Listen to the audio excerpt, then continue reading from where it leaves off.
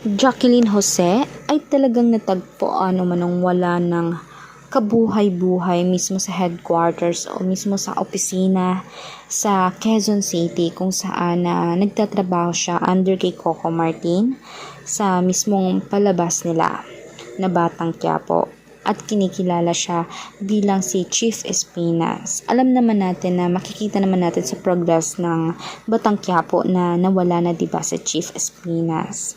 Kawawa naman talaga ang sinapit ni Jacqueline Jose. Sa edad na 59 ay pumana na ito. Gayunpaman ay matapos siyang matagpuan ay inala mismo ng mga hospital kung ano nga ba ang punot dulo bakit siya nawalan ng buhay at ito ay naging resulta mismo ng cardiac arrest. At pagkadating na mismo niya sa hospital ay wala na talaga.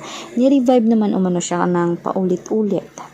Ngayon, sobra talagang masakit ang naramdaman ni Coco Martin sa nangyayaring ito. Dahil ina na mismong turing ni Coco Martin kay Jacqueline Jose, isa sa veteranang aktres na talagang magaling umakting, nakakadala talaga. Kung siya masama ay magaling talaga siya mag-portray na bilang masama at kung mabait na ina ay talagang napakabuti niya. Talaga namang saludo kaming lahat ng mga nakatingala at mismong fans ni Jacqueline Jose.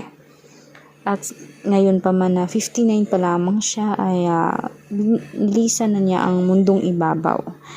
Kaya may she rest in peace. Sana naman ay ipag-pray natin siya dahil nabigla din mismo ang pamilya niya at ang mga kasamahan niyang artista. Kaya naman for more videos updates, mag-subscribe, i-like at i-share ang ating video. Salamat!